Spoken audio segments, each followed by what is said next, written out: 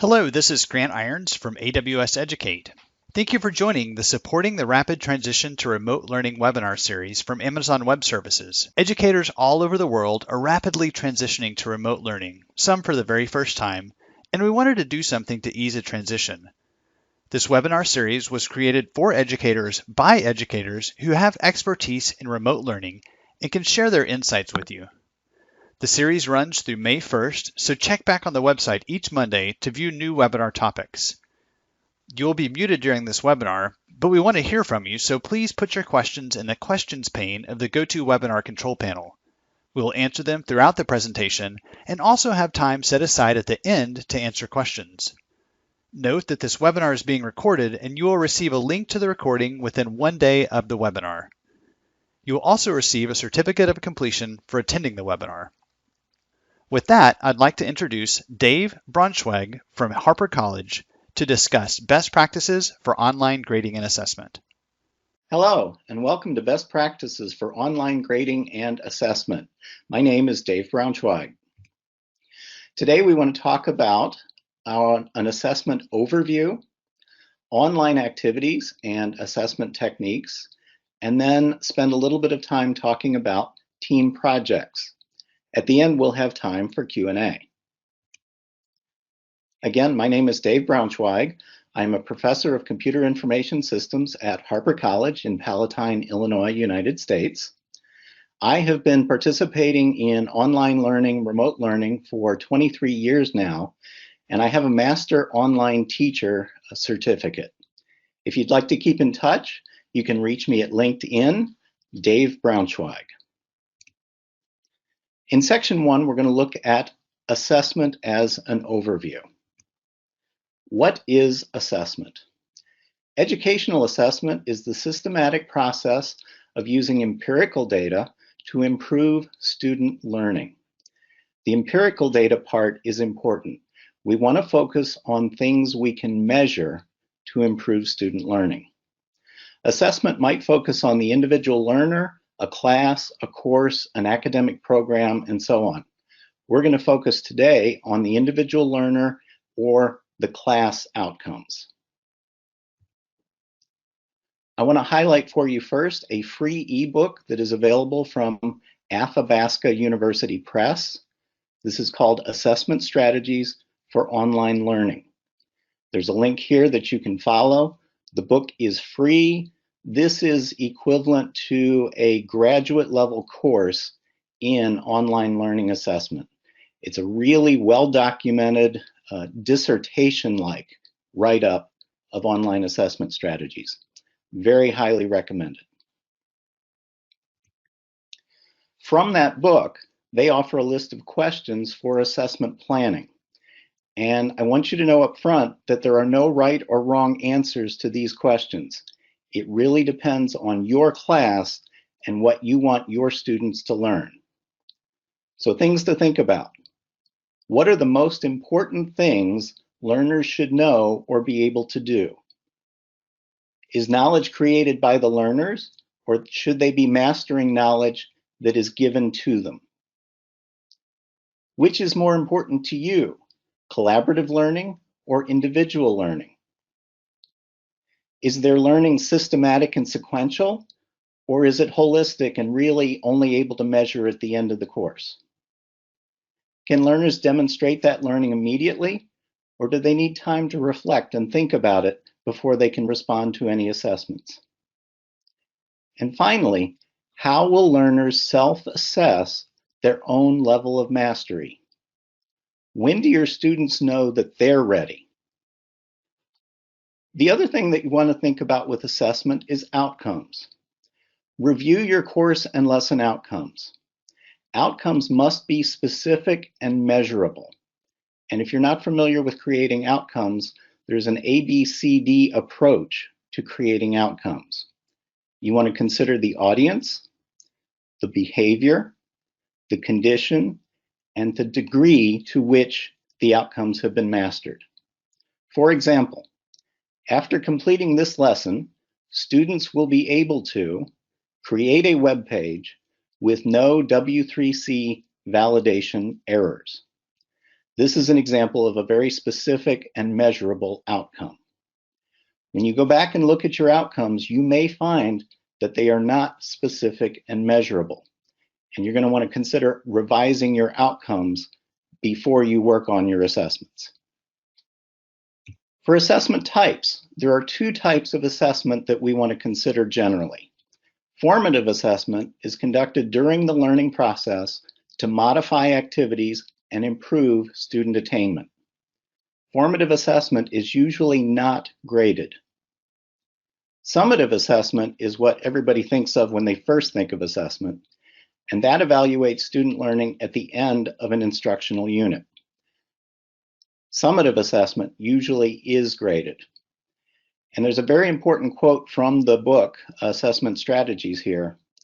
The effects of summative assessment are largely felt in the past before it occurs. When you give a quiz in a class, the learning does not take place during the quiz. The learning had to have taken place before the quiz was taken. So summative assessment actually is too late to help your students. You need to focus in an online environment on formative assessment so that your students are able to gauge their progress and ensure that they have mastered the content before they're graded on it. So section 1 takeaways. Assessment is the systematic process of using empirical data to improve student learning. A variety of high-quality free resources are available to help guide assessment. You want to determine your assessment priorities and focus on the outcomes. Be sure to include formative and summative assessments in your assessment strategy. Section 2, let's consider online activities and assessment. What makes online learning different? Direct communication opportunities and modes vary. Real-time distractions are increased. It may not be possible to have effective synchronous communication. Also, learning tools are only as good as the technical skills of the participants. And that goes both ways. You might have a technically savvy instructor and students who aren't prepared to meet the technical challenges, or you may have students who are very skilled technically, but an instructor who's not prepared to embrace the technology. Either way, you're going to have to go with that lowest common denominator of what is possible between the students and the instructor. There are a much wider range of opportunities for student engagement with online learning if students have freedom to explore. Online teachers, and this is really important, online teachers do not get to see the light bulb go on. And that's one of the things that I personally love about classroom learning. When you're teaching in a classroom, you make an explanation, somebody asks a question, you can answer, and you get to see their face light up. You know when they get it. Unfortunately, in online learning, that generally doesn't happen. You can know a student did learn, but you're not going to be able to see it happen. So we need to design our course activities to provide a learning experience that gives that feedback loop both to the instructor and the student so that we know that the learning did occur. What this leads to is a common phrase in online learning where we want to become the guide on the side rather than the sage on the stage. Now we have a list of online learning activities, and I'm not going to read through these item by item. We're going to visit each one and expand on the assessment options for each of these. So for synchronous meetings, you can do that. You can have a webinar. You can use whatever technology is available to you. But keep in mind that not everyone is going to be able to attend, and if they can attend, they may not be able to focus. So your best practices here are to record meetings. Provide some kind of a worksheet or outline or summary so that participants can follow along with the presentation as they observe it. If you are going to do live synchronous meetings, include audience participation, such as polling, for those who can attend live, but don't assume everyone will be there. You can also include a muddiest point or a minute paper or a similar formative assessment, perhaps something that they post to the discussion board, so that you can tell that they participated and so that you can find out if they have any questions. And if you do a quick internet search for either muddiest point or minute paper, you can find out how to do those. The most common activity I think you'll find for online learning is discussion boards. And what you want to focus on with discussion boards is build a community of inquiry. This is your opportunity for engagement. It's an asynchronous communication where we can post back and forth, and you're trying to bring in social, cognitive, and teaching experiences. A good community of inquiry is going to build all of that. So it is not just a distance learning course where independent study. We're trying to avoid independent study entirely. The idea of an online learning community is that we can learn more from each other and with each other than we would be able to learn on our own. So if you're not familiar with that, I do encourage you to research community of inquiry and try to build that in your online course. Require participation at least 3 days a week. I have tried this various ways. 2 days turns out to be not enough. 4 days actually wasn't any better than 3 days. If you get students participating at least 3 days a week, they're engaged throughout the week. They're always thinking about your class, or at least thinking, oh, I have to get back to that class. So you will be able to improve your outcomes if you have students participate at least 3 days a week. In your requirements, encourage student-to-student discussion. I have taken classes where the instructor posts discussion questions and students respond to the questions. And what tends to happen with that is it's just students answering questions and checking off boxes. What you really want to do is design a social environment where students are asking each other questions and responding to each other and learning from their recommendations. Again, you're becoming the guide on the side and letting the students learn from each other through the environment that you've created. Have a separate area for instructor questions.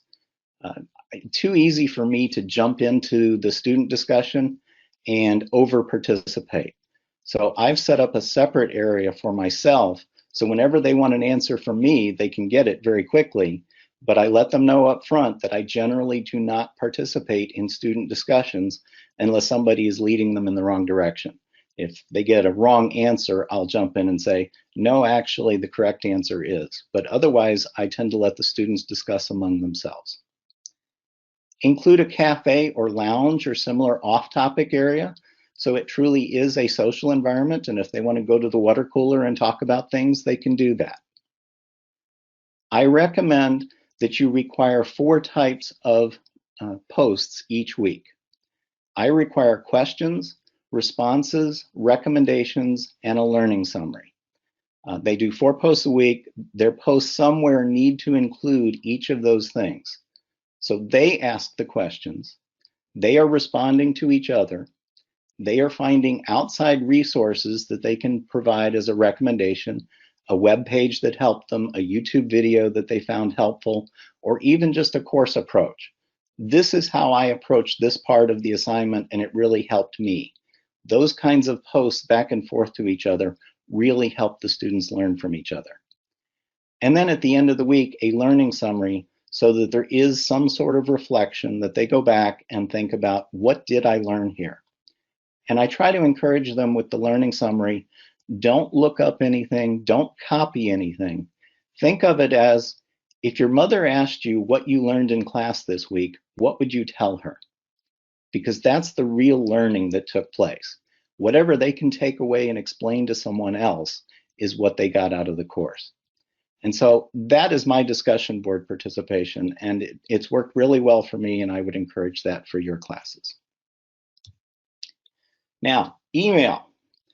The best thing to do with email is try to avoid it. If you use email to communicate with your students, what's going to happen is you are going to be responding to 30 people separately when you could be responding to them all at once with a discussion board post. So I reserve email for private communication with my students. If it's personal, if it's grade related, if it's a very specific assignment question that putting in the discussion board would violate academic honesty, I'm happy to address those by email. Otherwise, if they email me a question, I tend to copy it and I'll post it in the discussion board anonymously, and I'll answer it there so that everyone gets the same answer. Do your best to respond within 24 hours, or if you prefer, you can do 1 business day, but let your students know up front when they can expect a response. If you haven't heard from me by this time tomorrow, you know that either I didn't get the question or you didn't get my answer, and find a way to ask again. So definitely let your students know how quickly you'll respond to them. Don't grade email, don't grade by email. If you can, use your learning management system. Assignments. The other thing that tends to be very frequent assessment methods in online learning is assignments. Include weekly assignments. I made the mistake once of only having an assignment due every other week, and what I found was my students only paid attention to my class every other week. It actually cut the learning in half by having bi-weekly assignments. So I really recommend that you have an assignment due every week. Include a variety of options. I typically have my students complete 2 or 3 different activities in a week, but I will give them a list of 6, 7, 8, 9 different things that they can choose from. There's a fascinating response to that. Students will read the entire list of options trying to find the easiest one. And in the process, they learn much more of what the course content is than if I had just given them 2 or 3 assignments. So I give them a wide variety of options and I let them pick. And what's going to be easiest to one student or more interesting to one student will not be the same as another student. So it gives a wider range of learning. And then as they're discussing their assignments in the discussion board, there's more learning and interaction because they're not all completing the same specific activity. The other thing you want to do is require content that can't be easily plagiarized. And I teach classes where IT, programming, everybody may be completing the same type of activity, but what they submit to me is not, I did this, I did this, I did this. What they have to submit to me is a learning summary of what they did, what they learned, and how they can apply that learning. And I find that you want to go for 300 to 500 words. 300 words is long enough that people who don't like writing actually have to work at it. And 500 words is short enough that people who can write very well have to shut up and get to the point. So 300 to 500 words is my recommendation, and make it more of a story. You can have 20 people do the same thing, but they're all going to have a different experience and a different story to tell.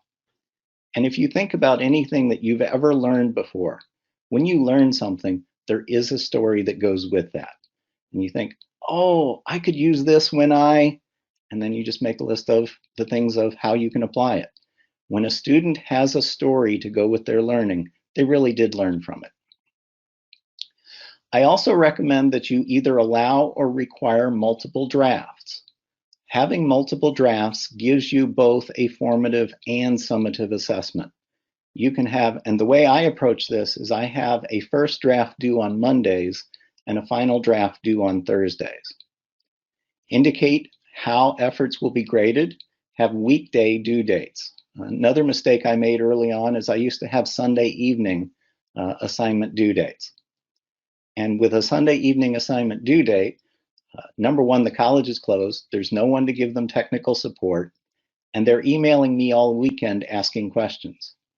By having a draft due Monday night and a final draft due on Thursday nights, the college is there to support them. I am available to support them. I can respond by email during the week. And then by the time we get to Friday, I spend my Fridays grading and I'm done. I have my weekends mostly off.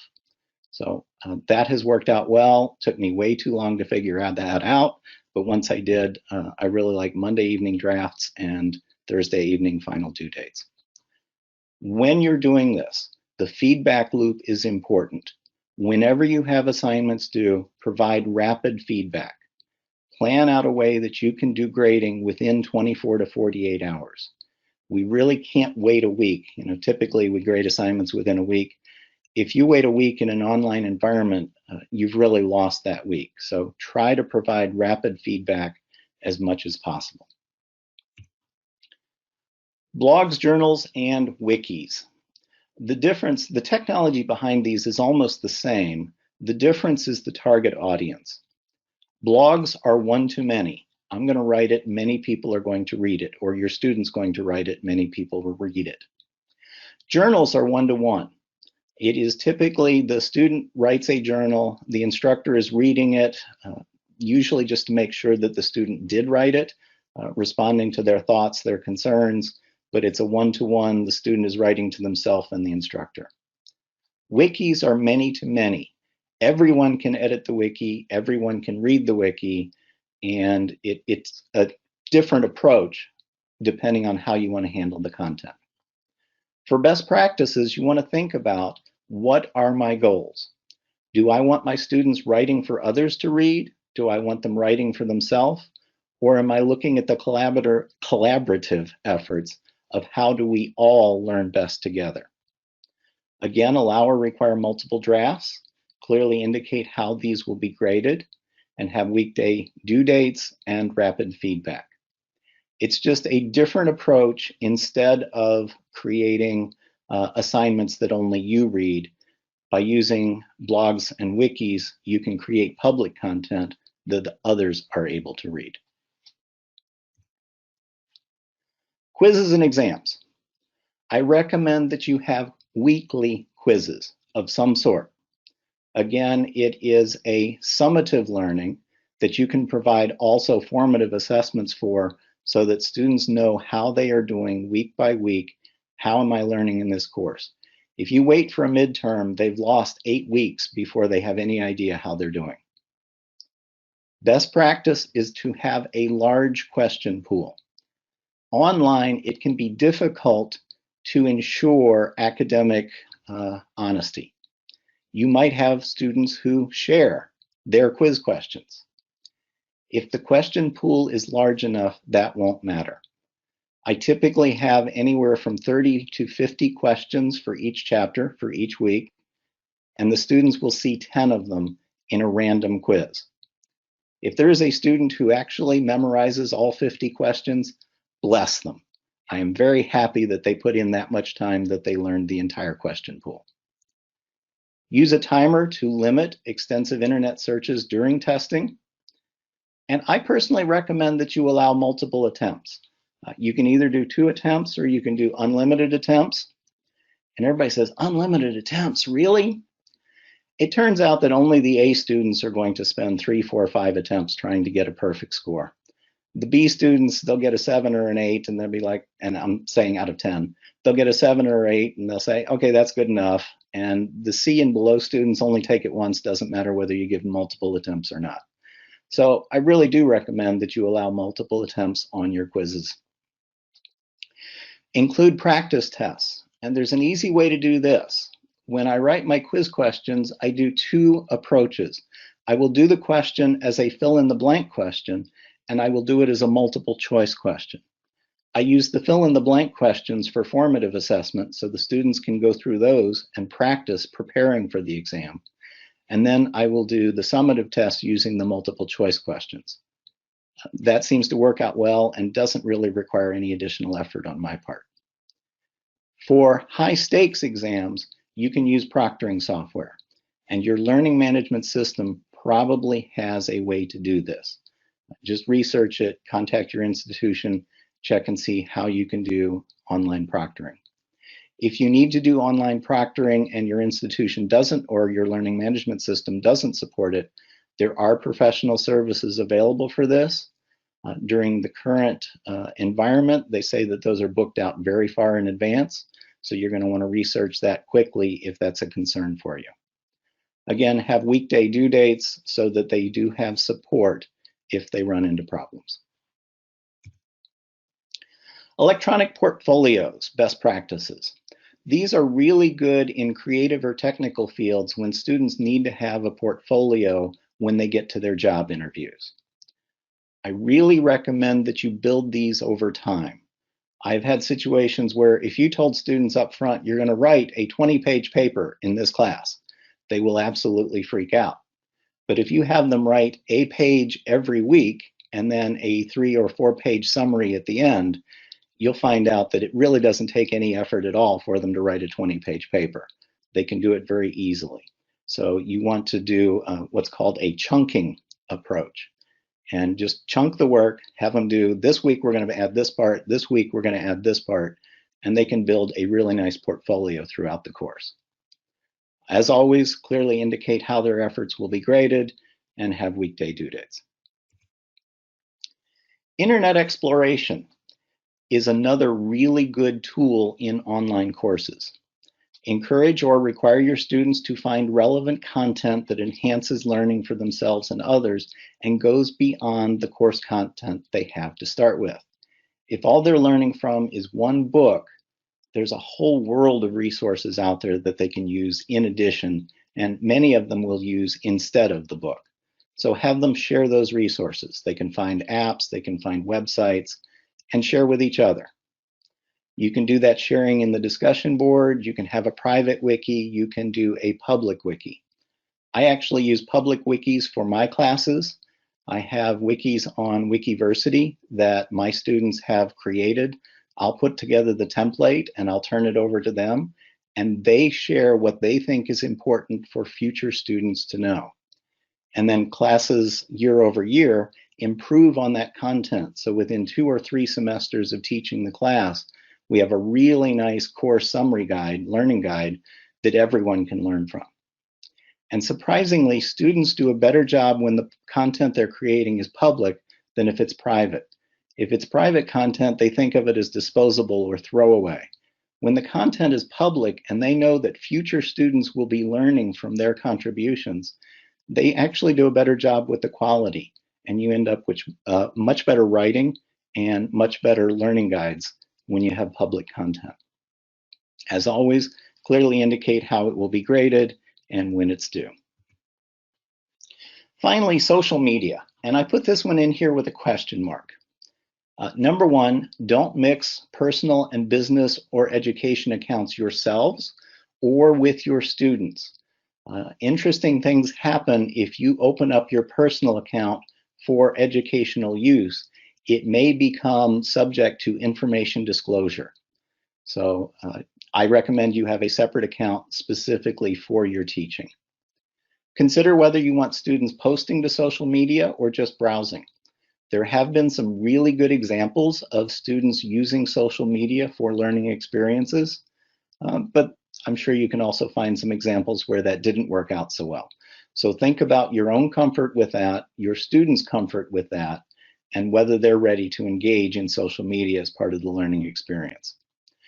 Also consider which platforms best meet course needs. Either include a variety of options, they can use this platform, that platform, or let the students vote on what platform they want to use. If they're in control of the choice, you're going to get much more buy-in than if you say, okay, everybody, we're going to go use this platform. You'll get much more pushback if you make the choice versus the students making it. As always, clearly indicate how you're going to grade this and when it's due. So, Section 2 takeaways. Include a variety of assessment techniques that require active participation throughout the week. Include a variety of both formative and summative assessments. Have weekday due dates and provide rapid feedback, really as rapid as you comfortably are able to do. Section 3, team projects. This is actually one of my favorite areas, and most people really don't like team projects. So I want to explain to you why I think team projects are a good idea and how you can implement them in your class. Team projects encourage student engagement. It forces them, encourages them to integrate ideas from various sources. They work with classmates both inside and outside of class. You can do community-based team projects. I have my students do things for the college. We will pick we have an IT project where they go out and pick a technology and they review that technology and explain from a business standpoint, for example, why should the college use this technology for student learning? What's a good example? What are bad examples? And then we can take these student summaries and share them with faculty and say, this is what students thought of this technology. It was a good idea. It wasn't a good idea. It's a good idea if they do it this way. So you can engage your own real world community in these online learning opportunities. Students will also work harder on team projects than they work on their own. And most students, given an opportunity, will decide, oh, I've got 2 things due tonight. Which one am I going to do? Oh, I better do the team project. The team is depending on me. So they tend to do more work, better work for team projects than they do individual projects. Some best practices. Based on your course outcomes, identify which parts of the course would be good for collaborative learning. I tend not to do more than 1/3 of the grade on team projects, but I do try to make a significant part of my courses team-based learning. Please do not call it group work. Nobody likes group work. If you call it a team and teamwork, it goes over better. Hey, I'm on the team, yay! So, teamwork. Allow teams to self-select membership. If you research this, what you will find is everybody says don't do random because random doesn't help anybody. You're either looking at instructor selection or student selection. If you go with instructor selection of teammates, you are inevitably going to isolate your at-risk students. You're going to say student Y really needs help. I'm going to put student Y with student B. And what ends up happening is student Y is completely uncomfortable in that environment, and it's your fault because you put them there. If you let students self-select membership, they are going to pick people they are comfortable working with, and then when it doesn't go well, you are able to ride into the rescue and say, here, let me offer suggestions. And if you didn't pick it to start with, then it's not your fault. Also, it's much easier to say, well, that's the team you picked, so here's how I think you can improve this situation. So I really recommend you do that. The other advantage of letting students pick their teams is you will end up with 3 general groups. You will have the students who work ahead, and they will all jump in together, and that team will do fine. They will argue amongst each other as to which way the best way is to go, but they'll do fine. You'll have another group of just-in-time students, and they all do fine. They will get it done just in time. They will freak out some of the students who want to be done early, but the ones who are just in time do fine. And you'll have a team of procrastinators, and what's interesting about that group is that they start looking around going, well, who's going to do this? Who's going to do this? And it turns out nobody's going to do it until one of them steps up. And so those usually also work out well. It just takes a week or 2 for them to figure out that nobody's going to save them. Limit your team sizes. I would not do more than 3 or 4. 3 tends to work best. 4 works okay. As soon as you get to 5 or 6, you're going to have some free riders, and somebody's not going to pull their weight. You want to promote positive interdependence. Focus on grading the process, not the product. And on the next slide, I've got a rubric that'll show you what I mean by that. But what it turns out is that good teams produce good content. So you don't really need to grade their content if you grade their teamwork. If they work well together, they will have created something good. And if they aren't working well together, odds are really good that it will not be a good product. So you don't have to grade what they created. You can grade the teamwork. Assign grades individually. The reason people hate group work is because they're getting a group grade. If they earn the grade that they themselves were responsible for, they'll be much more comfortable in having teamwork experiences. Use discussions and wiki tools that allow you to see the history of who contributed what and when. If you use a wiki, if you use a discussion board, you can see exactly who posted, when they posted, what content they contributed. And when you look back at that, it's really easy to see what somebody's contribution to the overall effort was. It also resolves some conflicts. If somebody says, well, so-and-so said they were going to do this by Tuesday and it didn't happen, it's very easy for you to go back and look in the discussion board and say, yeah, they said they'd do it by Tuesday. It didn't get posted until Wednesday night. That was a problem. Or the other way around, and you go, well, no, the student really did post Tuesday night. You didn't look at it until Wednesday. It's not their fault. So that rubric. I use a 10-point rubric, and I look at 5 different things: participation, preparation, communication, collaboration, and overall academic quality.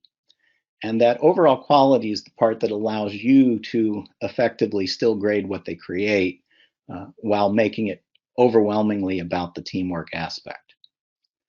The rubric is submitted weekly, and individuals rate all team members, including themselves. It's very important that it is the team grading each other, and you need them to review themselves as a comparison. If you get 10s from everybody and they say, oh, everybody did great, then it's up to you to decide. But if a student grades themselves less than their teammates, it's almost always accurate. They know they could have done better and it didn't go that way. If they grade themselves better than their teammates, you know something happened and it was wrong, but you don't know who to believe. And so you can look back at the discussion board and the contributions and say, yeah, no, actually so-and-so dominated the experience. That wasn't an appropriate way of supporting the team. And I'll deduct from points from people who over-contribute just as well as people who under-contribute. If you focus on the teamwork, it actually does work. Instructors, then the last part here, instructors provide feedback confirming or correcting the self-assessments. So a student gives their rating, I turn around and then rate the student and provide feedback of, yes, it was great when this happened, but when this coming week, I recommend that you, and it tends to be internal due dates is probably the biggest recommendation. So it'll be, yeah, that was good, but you probably don't want to wait till Thursday night at 10 o'clock to ask everybody what they think. You might want to have an internal deadline of Wednesday night so that by Thursday morning, everybody can look at it and say, yes, we're on track. I think we're good. Go ahead and submit it. So section 3 takeaways. Team projects are opportunities for student engagement. You want to focus attention on teams and teamwork.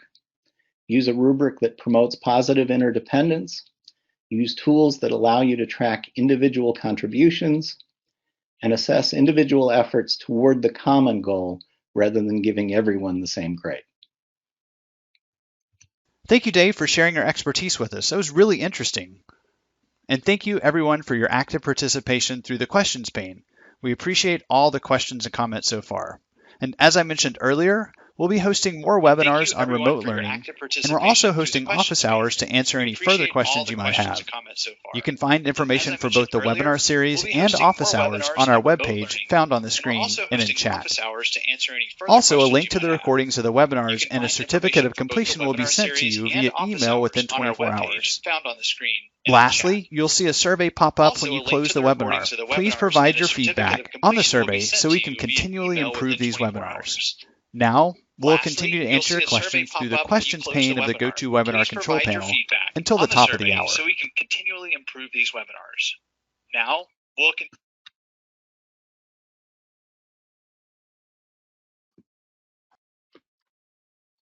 Thank you again, Dave, for the great presentation. Early on in the presentation, you mentioned muddiest point and minute paper. Can you elaborate on those? The idea, and it comes, I want to say CAT, Classroom Assessment Techniques. If you're not familiar with these, do a quick internet search on classroom assessment techniques. There's a wide variety of them. But what seems to be the easiest, and I've seen it done different ways, and I'll focus on the classroom aspect first, and then we'll come back to online. A classroom approach to this muddiest point or minute paper is at the end of class in a classroom, you would have every student submit an index card or a half sheet of paper and you just give them a minute at the end. What is it that you got out of this class? What questions remain? So what's your muddiest point? and that allows the instructor to then follow up and clarify. You can do the same thing in an online environment. If you're doing synchronous, you can do a poll. Everybody post in the chat, what was your muddiest point? If you do it 5 minutes before, you even have time to address those.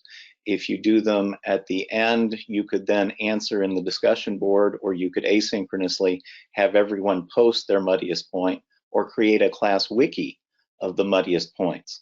And then they all fill those in, and you can see that there's commonalities that you can then address. That's a great idea. And there were questions earlier on about having large classes. So with a large class of 100 or 200 students, how do you respond to those muddiest points in those minute papers at scale? You have to focus on your group tools versus your individual tools. I almost never answer questions by email. I always try to address things to the class as a whole. I have 100 students myself at the beginning of the semester, not quite so many as we near the end, but I've still got 60 or 70 now, I believe. So it is a bit daunting the first week or two getting everybody on board, but you only have so much capacity. And beyond that, you may need to be creative in how you're teaching what you're teaching. I have taken as a student a class that had 150,000 people in it. It was a MOOC on Python programming by Charles Severance at the University of Michigan. And we had students grading other students' assignments. And each assignment was graded by 2 students. And then if a student didn't like their grade, a TA could follow up with that. So you just need to be creative. What you don't want to do is drop the formative assessment. It is critical that students are getting feedback on their experience. And if formative assessments aren't graded, there isn't any urgency to make them unique or independent. Students can share formative assessments with each other. So you could have formative assessments where students help grade each other, and then a summative assessment that they submit to you that just builds on that formative assessment. So think of creative ways that you can limit your effort and increase the student effort to reach the same goals, the same outcomes. I love it. How you talk about being able to teach at scale. So as you're teaching at scale, what are some tools that you use to track student projects and student progress? I have weekly multiple things that students do. So I have students participating in the discussion board 3 days a week. I have assignments with a first draft and a final draft. So there are assignments or a something due twice a week. There is usually a quiz every week or a wiki edit or a something. So there's a variety of assessments throughout the week. And then I spend my Fridays going through and grading everything. And Friday's typically a long day. I may be spending 7 or 8 hours grading, but at the end of my Friday, every student knows where they stand. I have reached out and contacted by email anyone who's behind. And I mostly get my weekends off because everything's been taken care of, and we come back on Monday and hit it again. So at scale, if necessary, I use software for discussion board grading. I did write my own software to read the discussion board posts and tell me who did how many of this post, that post, that post. But that's not always necessary. You can do it fairly quickly other ways as well. So I would say use the tools available, use sorting, use searching techniques, but really engage with your students and give them rapid feedback as quickly and as sustainably as you can. In the programming classes you teach, do you use any type of auto grader? I don't. I have taken classes myself with auto grader. And what I found tends to happen is an auto grader will grade on output. And my course is focused on programming structure, programming style. So my course is much more, the code is graded more like you would see in an English class than you would see in a programming class. The output results, I assume they can get correct. I'm much more interested in, did they use the right functions? Did they use the right structure? Are they using snake case? Are they using Pascal case? Are they using camel case? Those kinds of things. So I'm trying to create programmers who can write good code, not programmers who can just get to the result. So unfortunately, no, I don't have good auto graders. I tried just this semester because my enrollment went up. I did write some of my own grading software, but it only answers to me. It doesn't respond back to the students yet. I probably need another year before I'll perfect that. Awesome. Well, let us know when you perfect it, because I know that's something that everyone would like to use. With that, Dave, have you seen any questions that you want to answer through chat or through voice? This next one is, so how do you grade technical projects, programming projects? Do you have an auto grader? We looked at the auto grader part. What I want to talk about, though, is a rubric that you can use both for discussions and for technical papers. On the discussion, first of all, I learned early on that it was much easier for me to grade if everything is a 10-point scale. So all of my rubrics are a 10-point scale. 10 is easy because it's really easy to look at something. First of all, from an instructor standpoint, I can go, this is perfect. It's still an A, it's a 9, it's a B, it's an 8, it's a C, it's passing, it's a 7, it's a D, it was sort of, and yeah, no, this wasn't there, it's a 5 or below. The other thing I'll do is I'll break them down typically into 5 parts. So my discussion is questions, responses, recommendations, learning summary, and then overall quality or overall level of participation. And each of those is worth 2 points. So it's pretty easy for me to grade. For the technical papers, technical projects, I do the same thing. And it is a 10-point, 5 areas. Each of those areas 2 points. And I do technical accuracy, technical content, spelling, grammar, and overall academic quality. And by doing it that way, yes, students can get 4 points out of 10 just for spelling and grammar. But as you know, if you work with students in technology, most of them don't have good spelling and grammar, and it's very important that they build that. So I do 4 points for that, and then it's 6 points for the other. And it just seems to work out pretty well. You can look at it and grade it. You don't have to spend a lot of time on it. So that has been effective for me. So that's how I do it. I have a rubric. I have a 5-point scale or a 5-item scale on these technical projects: technical accuracy, technical content, spelling, grammar, and overall quality. Awesome, thank you. Sounds like you have a good process down. Let's talk a little bit about the summative assessment. You mentioned proctoring software early on. Can you tell us a little bit more about that, and what are the benefits and what are the drawbacks of using proctoring software? I can. I'm going to come back to that. I just want to, I scroll down and I see the next one, team rubrics. And since we just talked about rubrics, I want to mention the team rubric. And yes, the team rubric that I use is based on, again, 5 items, 10-point scale: participation, preparation, communication, collaboration, and overall quality. And if I get a chance, I'll even drop in a link. I have that rubric available publicly on a wiki that I can share with you. So I'll come back to that during the next question. Now, for proctoring software, I don't use proctoring software except for final exams. I find it's more of a nuisance, and in general, it's not going to change your overall grades. The number of students you have that, if you keep them honest, the number of students who are going to cheat is relatively small. So just having a final exam with a heavy weighting, I think, is enough. But the proctoring software, the one I use is Respondus, because that's what's in our learning management system in Blackboard. But Respondus allows us to record the student experience while they are taking the exam. And it records them by webcam as well as audio. So you can see and hear what the student is doing during the exam. If they're doing a lot of typing and you didn't provide any essay questions, you know there's a problem. If they're looking around, if they're talking to other people, you know there's a problem. And the software itself will identify when those items are, so you don't have to watch the whole exam.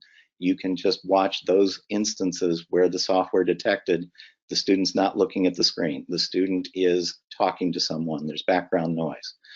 So that's been my experience with proctoring software and has been very effective. And also just having it keeps the students honest. They know if they're being recorded, they need to behave. That makes sense. And while we're on that topic, have you used an honor code, or do you use some type of honor code, and do you think they work to avoid plagiarism? I don't. I don't use one, and I don't think they work. I think any student willing to cheat is willing to lie to you about it. So I don't see that as being a benefit. I try to design my assignments so that there isn't an obvious way to cheat on it. There's some unique writing that they have to put into it that only they would know. There's no place they could go on the internet, personal reflection. There's nowhere to go on the internet that can tell you, here's what you think. And so I try to do that, and then I will copy and paste. So I will search for stuff using an internet search engine to see, can I find this? I'll see it in their code.